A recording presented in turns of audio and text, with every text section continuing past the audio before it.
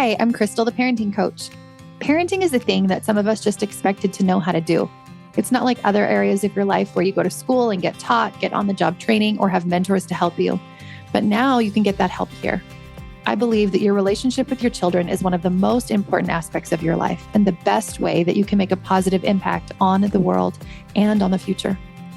I've made parental relationships my life study, and I use life coaching tools, emotional wellness tools, and connection-based parenting to build amazing relationships between parents and their children.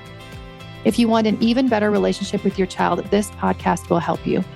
Take my parenting quiz at the link in the show notes. Once we know what your parenting style is, we will send some tips tailored to you and a roadmap to help you get the most out of my podcast. Hello, and welcome to the podcast episode today, Around the World with 6 Lessons Learned from Traveling with My Family. We have been traveling for 8 months by now. We're just about finished, and I thought it would be really fun to do an episode where I kind of talk about what I learned and some travel tips for kids and all of that. And then I started kind of writing down what I wanted to talk about, and I realized that a lot of them are not really those practical, logistical tips that have to do with travel.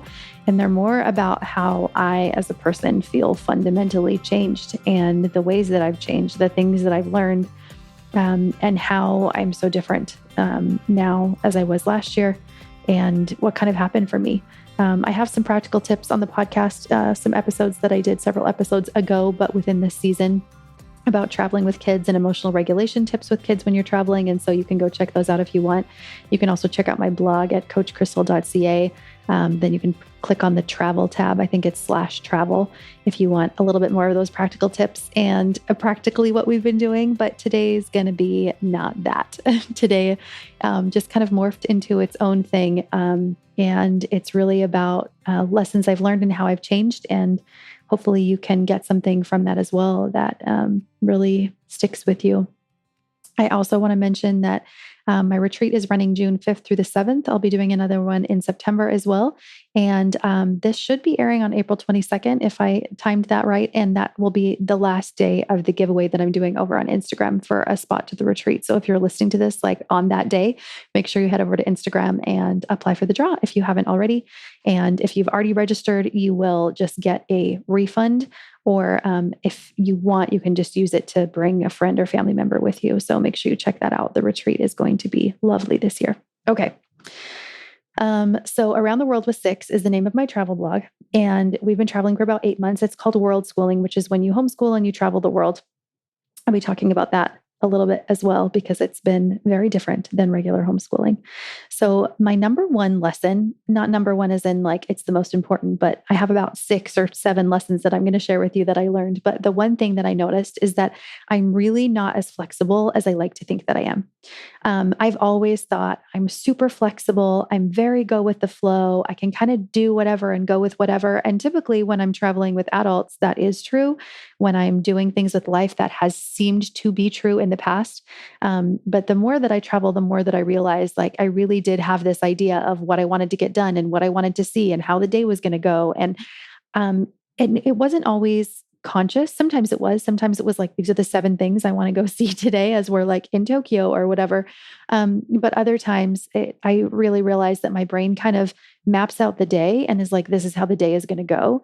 And when it doesn't go that way, it gets really stressed out and it gets really irritable when it's like, wait a second, this is not the way that I thought that things were going to be. So as traveling went on, I realized that I really wasn't as flexible as I thought, that I really did like to control how the day went, control the things that we saw. And I didn't like to leave room for error, to leave room for, humans being humans, because there's just been a lot of humaning this whole time. And that became apparent right super early on. And I think one of the reasons that I felt more irritable, more dysregulated in the beginning was that this flexibility was just really missing. And I learned that I have this control, this ego part of myself that wants to control because it thinks that that'll be better. It thinks that it'll be like the best way for things to happen. Then if I plan it, that if I'm the one that decides, then it will be better for everybody involved.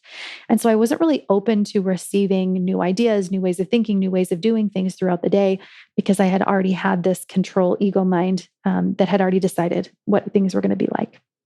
And that did not go well. That did not go well in the travel world. As you can imagine, having kids that, have their own struggles, having kids that are tired or are cranky or don't want to walk anymore or get too hot or get too cold or, didn't sleep well the night before or get sick, like any number of things that happen as you're humaning.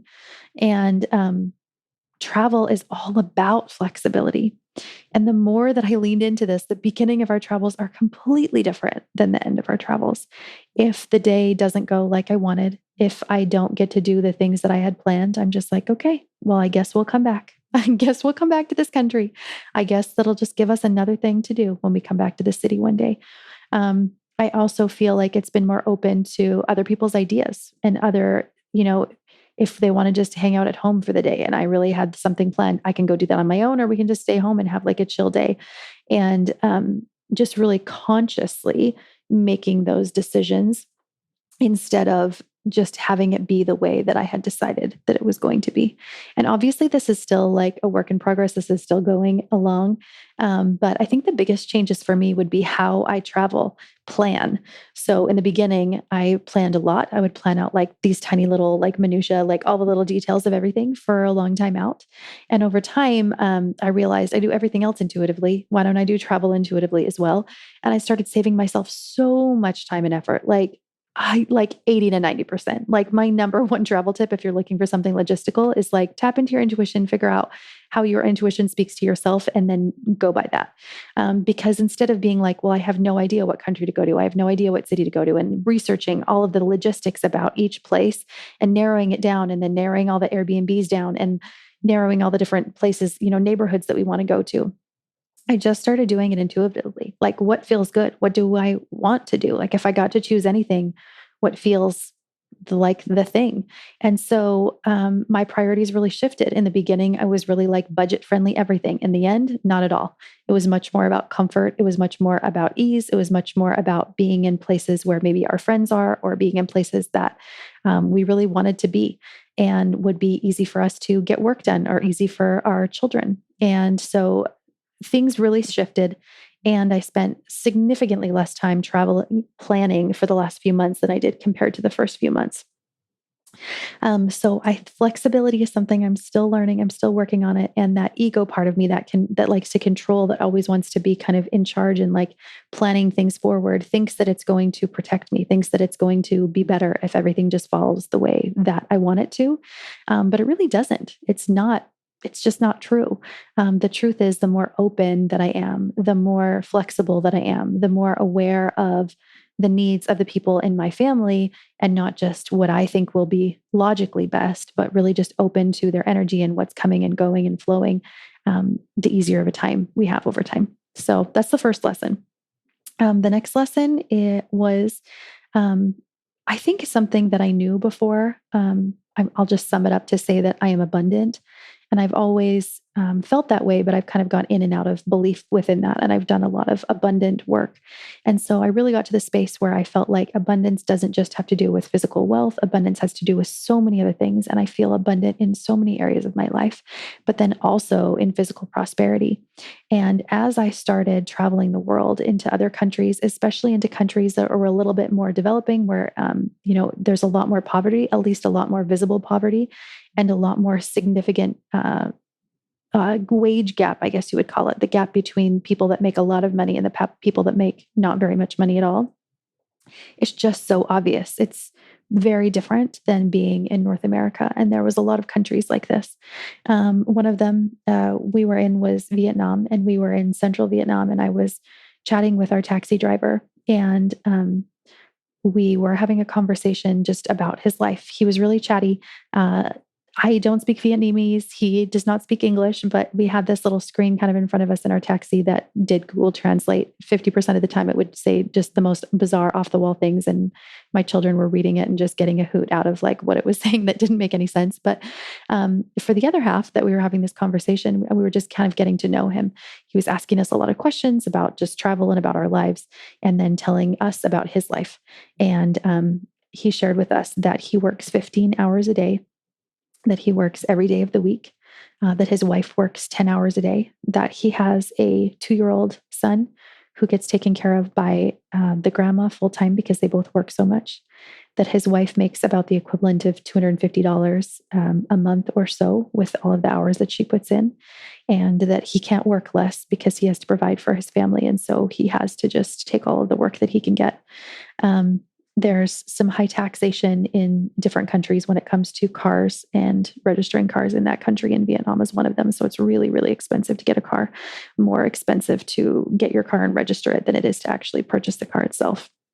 So it makes it very difficult to do. So anyways, as we're talking to him and getting this conversation, learning more about his life, he starts talking about how my kids kind of asked, like, well, how do you see your son? And he said, well, he's asleep when I wake up and he's asleep when I get home. But when I'm waiting for some clients or whatever to come out of wherever they're coming, and I'm waiting for them in my car, then I get to see him over video. And I teared up, and so did my kids. And it was a really tender moment just to see the kind of life that he had to live just to survive.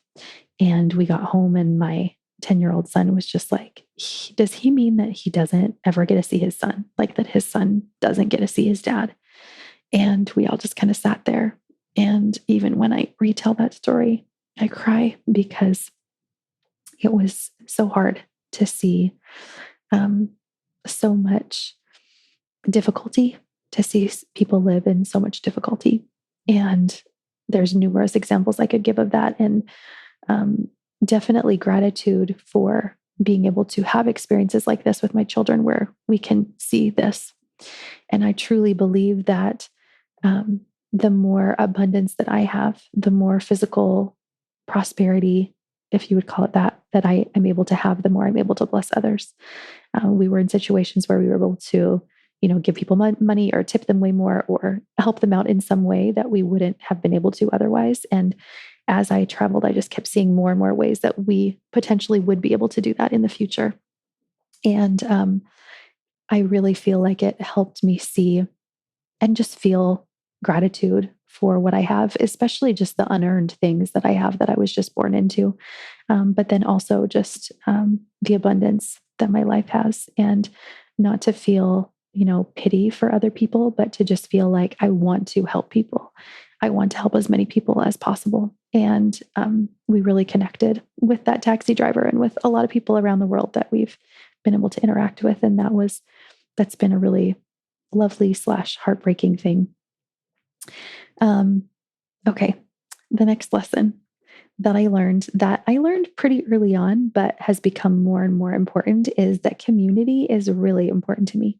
And not just online social media community, like actual connection with people, speaking to them, hearing their voices, which can be done, on the phone or over FaceTime or over Zoom too, but in person is also amazing. But it's really hard to feel connected and to feel a sense of community when it's so difficult to understand people and to be understood by people. And I didn't really realize how difficult that part would be. Like, we went months without speaking to anybody in English, without having a solid conversation that didn't include Google Translate. I remember this one time, I think we were in Italy, and we were at church this one Sunday, and we met another family, and they were speaking in English as well. And so we chatted with them afterwards, and we just felt kind of deprived, like you're deprived of oxygen, but of speaking to people. And we just talked and talked and talked and talked after church for an hour. And at the end, we were like, we're so sorry. We have not talked to anybody but each other in months. And clearly we just really needed to talk to people. But I didn't understand how much, even, as the introverts in my family, missed that connection and missed that community. And I can't wait to get back and start doing some in-person live events. Now that I do breath work and hypnotherapy, I'm really hoping that I'll be able to do some in-person events there. I also have my retreat coming up, which I'm excited about, and I'll be able to do more coaching on Zoom with people, which isn't all the way live, but I definitely feel that same connection. If you've been on Zoom doing that, I'm sure you know what I mean. Along with this, I've also noticed just how changing, I don't know what the word is, that social media is in myself, how I notice my mood and my sleep and my focus and my attention change depending on how much time I've been on social media over the day, over the week, over the month. I'm reading a book called Stolen Focus: Why You Can't Pay Attention by Johann Hari, and I highly recommend it. And I've just been starting to notice some little shifts within that, and some bigger ones as well. But he shares a story where he kind of like, he wanted to write this book. He wanted to have this experience, like talking about tech and kind of how tech affects you. And so he disconnected himself from everything and went to go live in this little town for 3 months with like no internet and no phone. And it was interesting just to see how much those tech things had been affecting him in the past, and how reset he felt like his body and his mind went to. But he got to this point where he was feeling like there was something missing, like there was kind of like no purpose and no point in life. And he realized that it was that he didn't have like an intention. He didn't have something he was working towards. He didn't have like something to make him feel productive and good. And so he talks about flow state and kind of getting into flow. And he started writing his book and all of this. Anyways, I'll let you read the whole story because it's really, really good. But it's really helped me to start considering making some bigger shifts within my own life, when it comes to social media, internet, screen use. And I've made a lot over the years for sure. But I just feel that pull. I just feel that attachment, right? To pick up your phone and check it. Like if you looked at like how many times you check your phone a day, according to him, the average American, I don't know about Canadian, but American, it was like 2,700 times a day that their phone gets picked up. And he had some like high, amount of time that we spend on screens, specifically our phones, that kind of a thing. And we all kind of know that. And we all kind of know like, yeah, we probably need more sleep. And yeah, we probably need less screens. And like, especially before bed and especially when we wake up. But it's so hard to actually implement those things. And that's really what I've been pondering on, is like, how can I really make some structural changes for myself? Especially when we go find somewhere to, quote unquote, settle down, whatever that's going to look like for us. How can I make those structural changes for me and for my family, to really just help with our mental and emotional health? Anyways, so yes, that's kind of its own side thing. But yes, community is so important. Definitely missing that. Definitely wanting to go back to a space where we have community, where we can build a sense of community, especially a homeschooling educational community for my children. Definitely looking for that. So if you're listening to this podcast and you're around the world and you're like, I have a really great idea that this is a place that's lovely, let me know. I'd also be open to like an alternative schooling program, something a little bit that's off the beaten path, not necessarily like just a regular public school program. And what I like, my dream would be if I had more time, and maybe somebody that's listening has this time and feels like they can just like take my idea and run with it. But I would love like an open school where you go and there's teachers and mentors there, and like a really cool science lab and a really cool art place, and like lots of open doors and windows and lots of light, and where children get to choose. And it's very self-directed learning, and it's very inspirational, and it's a really great educational environment, but they have the choice to learn what they want to learn and to do it at their own pace, and to kind of be guided and led by mentors that are really inspiring. And I just like have this vision of like what that's going to look like and what it's going to be like. And just don't feel like I have the bandwidth or time to really get that going, even though I know that it's something that more than just me is looking for. So maybe you already have that and you're here listening to this and you're like, I'm going to send her an email and tell her to move here. I will do that, because no, we don't have plans for our life after this. We don't know what we're doing next. Okay. Next learning lesson was, it became really evident what my children's needs are. And by that, I mean, like, it's very obvious when they haven't had enough food or when they haven't had enough sleep. And like, I've known that for a while, but when you're traveling, you can really tell like how much sleep people really need. My kids, especially, how much food affects them and what kinds of food affects them, how much downtime they need versus like out and about time. And also how much out and about time they do need if we've been having a lot of downtime. And educational wise, it's also been pretty obvious to see which ones need more, which ones are good with, what we have. And kind of tying that back into looking for a place with homeschooling community, definitely tell that the teenagers especially need to feel productive.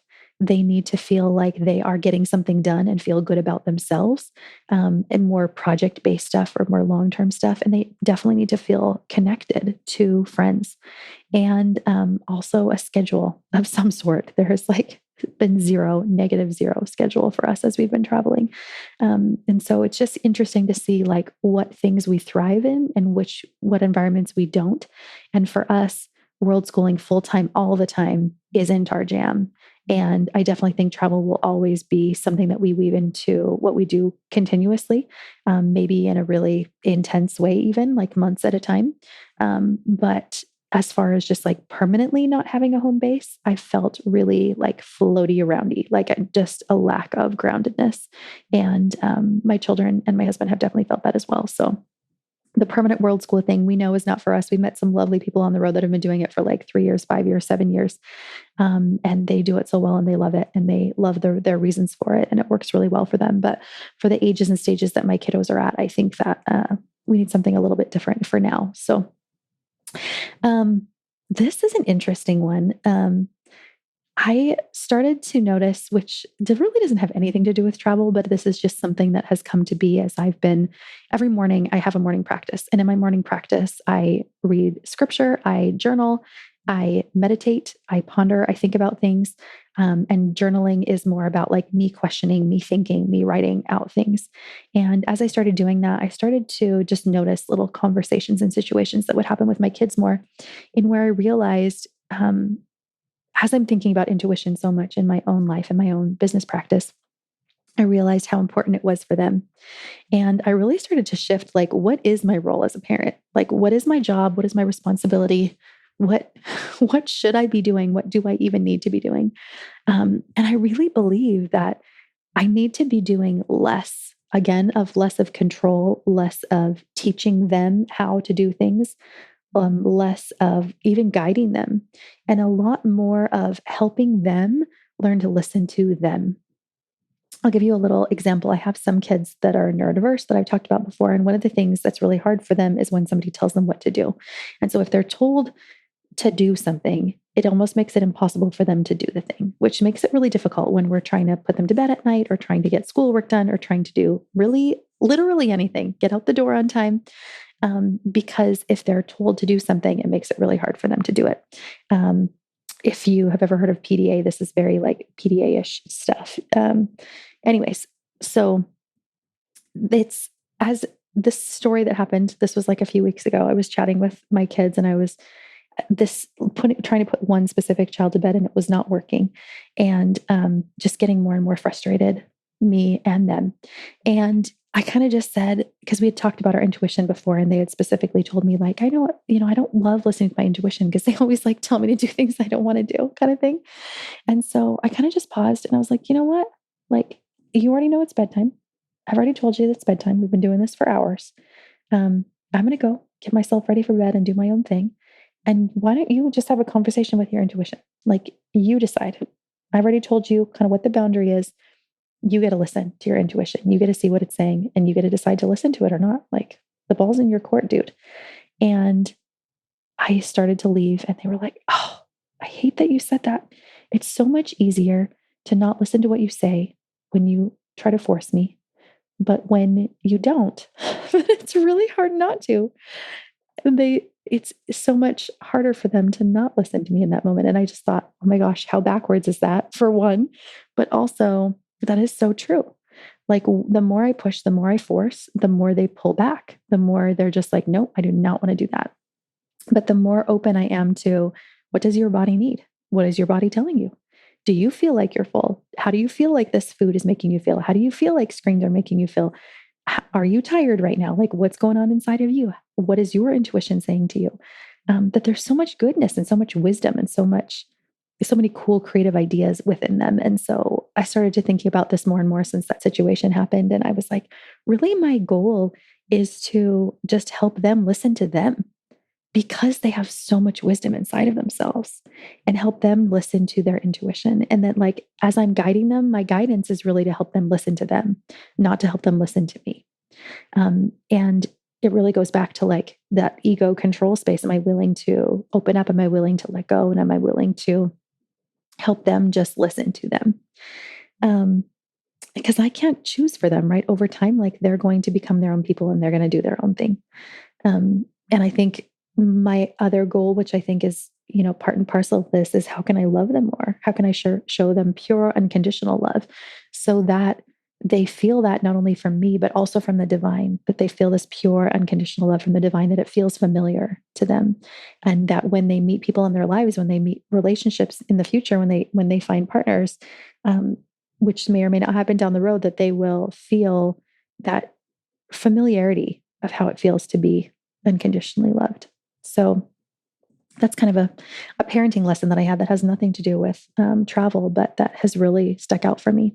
Another one is triggers and glimmers. So the glimmers are those like tiny little moments, like not just the big ones, but the tiny little moments where I'm feeling just really abundant or really expansive or really peaceful, really happy, really joyful. And I'm trying to just stretch myself and just live into that moment a little bit more, to just lean into that a little bit more. And triggers. I used to feel triggered pretty intensely, pretty frequently. And as I've been doing all of the shame work and inner child work and reparenting, which I think is like the work to do, I really started to notice that shift and change so that I don't feel very triggered at all and not very frequently. But because I'm so much more in tune with myself and my body, I can notice even like these tiny little triggers. And I notice those tiny little triggers happen often when I'm connecting with people around like customer service stuff, like when they get my order wrong, or when my luggage messes up, or when we like miss a bus, or when we get to a hotel or an Airbnb and it's not like what it was supposed to be. I like notice this trigger, this like inflaming, like frustrated, and like an intense frustration inside of myself about the situation. Again, not going like I thought that it was supposed to, or somebody not treating me in the way that I think that they should, or whatever. So I've been learning a lot about Buddhism through several sources, but one of them, one of my mentors was talking about this idea of bodhisattva. And a bodhisattva is somebody who's like reached nirvana, has reached like full enlightenment, is self-actualized, right? And they can choose to come back to earth to be a spiritual guide. And that can be in many forms, but lots of times they'll choose to come back to be a spiritual guide in a form that's like really annoying or frustrating to other people, so that they can be that person's spiritual guide through them being annoyed at them. So this has been a pretty interesting concept for me and kind of shifted things for me, because I'm just like, okay, wait a second, what's triggering me? What's happening here? Okay, yeah, I'm feeling frustrated that like they said they were going to do this and they didn't, or that they, lied about the listing or whatever it is. And that's really frustrating me. But then I'm like, okay, wait a second, like, why is this triggering me? Like, how could this situation, how could this person be a spiritual teacher for me? And like, what is there for me to learn in this situation? And it has changed me. It's a work in progress for sure. It's like a practice, as you may say. And I know it will continue to change me to my core, but it's been interesting just to see like, who do I want to be as a person, no matter what's happening around me? Like, who do I want to be as a person, not just in this work that I'm doing in my home, or this work that I'm doing in my business, or this work that I'm intentionally doing in the world in these important relationships, but like in the tiny little minute details of my day, in the tiny little moments that I pass somebody and smile or not, or that I interact with a customer service person that like messes up our luggage or whatever. Like, how am I going to show up in that moment?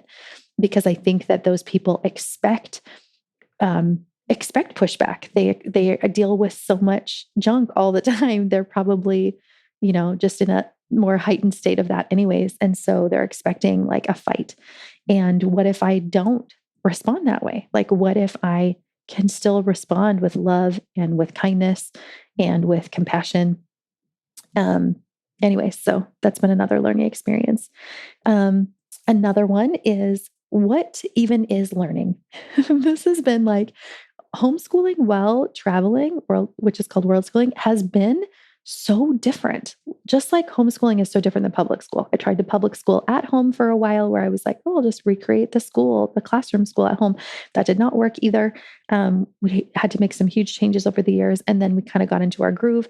But then like without books, without activities, without games, without friends, without the things that typically make up our homeschooling routine, like what do we do now? And homeschooling has been really tough. But I always tune back into what really matters, like truly what really matters. What values do I want to instill in my children? And it always is love of learning. I want them to learn to love learning. And am I still teaching them that, even without a curriculum, even without books, even on days where I'm like, we're like just not doing anything?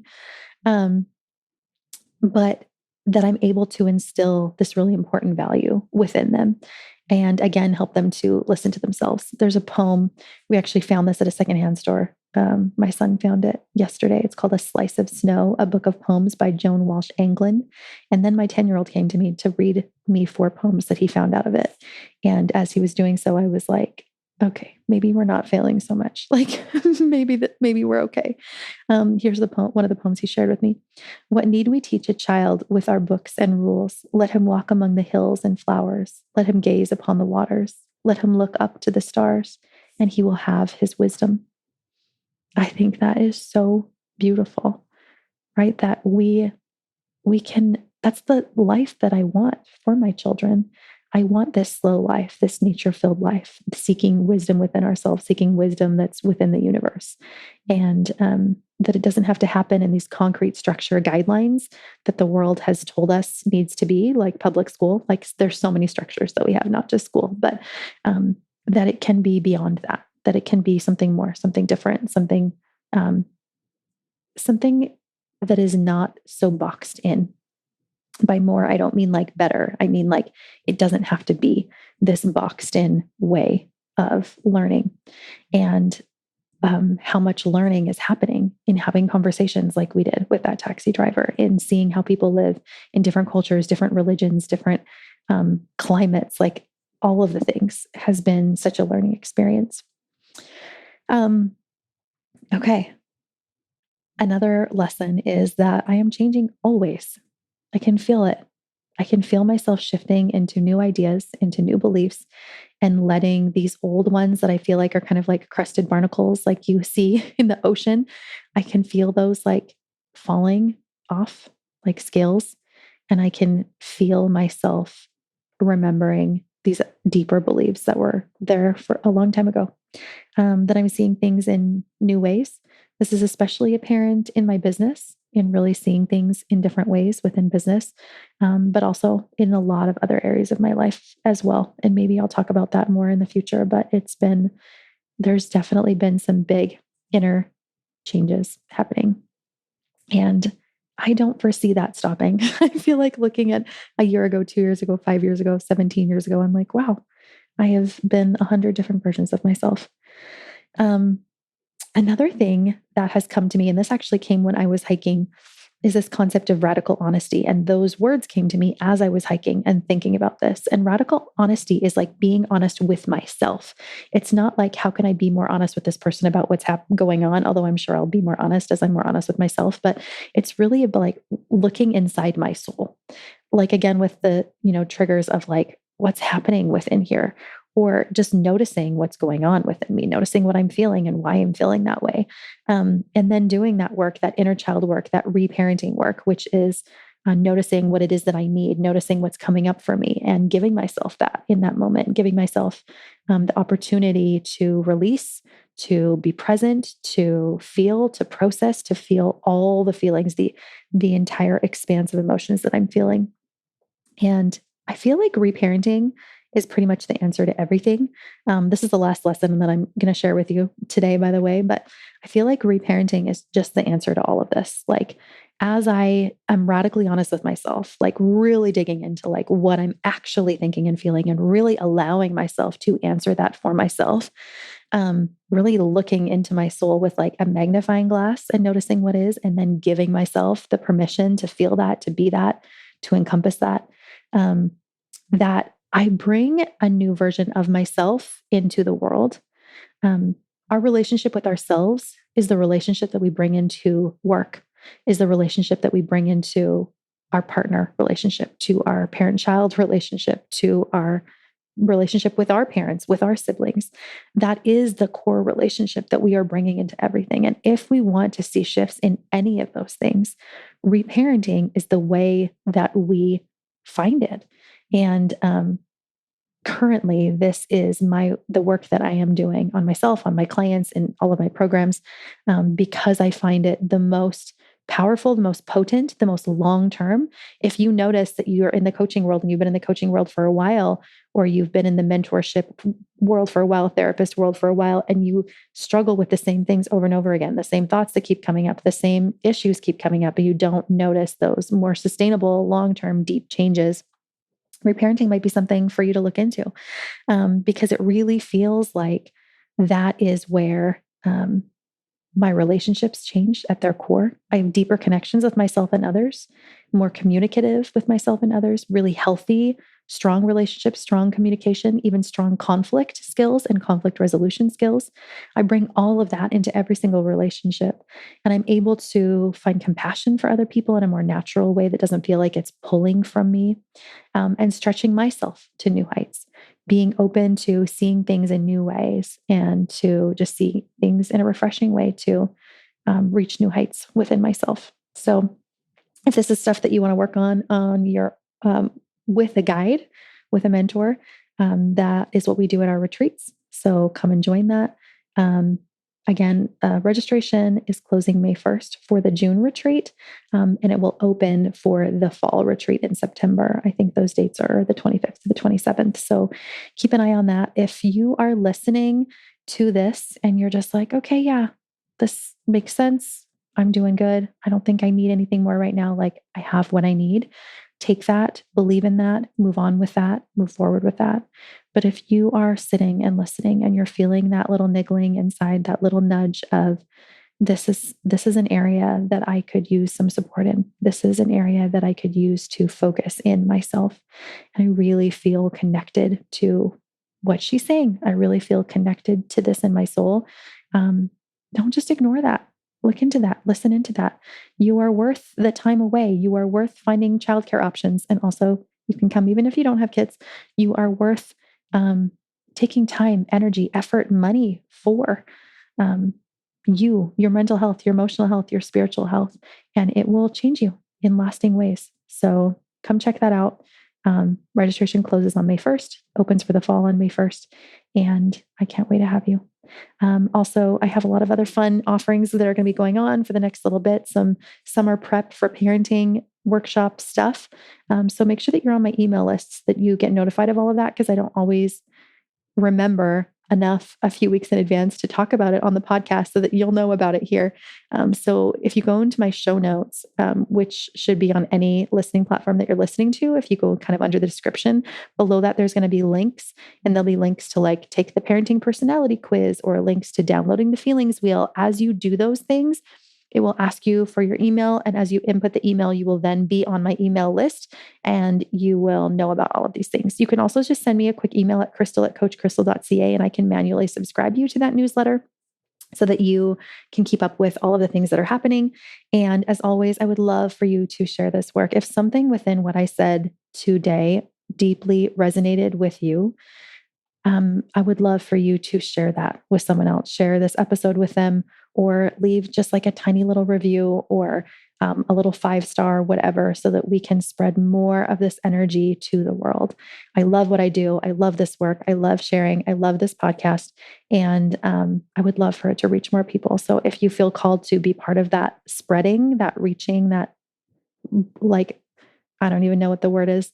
I just imagine like water, like just whooshing out and spreading it to everyone. I love this idea of healing and light and unconditional love for ourselves spreading around the world. And what a different world we would live in if we each understood our own worth and our own value and lived from that and connected with people from their worth and from their value. Okay, that's it for me. It is late here. I'm in Japan. And we're headed to California. Then we're driving up the Pacific coast and going back up to Canada. If you are in any of those areas and you want to like hang out, you want to say hi, you want me to come speak to your school, church, community program on my way, I will be more than willing to do that. So send me an email at crystal@coachcrystal.ca. See you next week. Thanks for listening. If you'd like to help spread this work to the world, share this episode on social media and tag me. Send it to a friend or leave a quick rating and review below so more people can find me. If you'd like more guidance on your own parenting journey, reach out.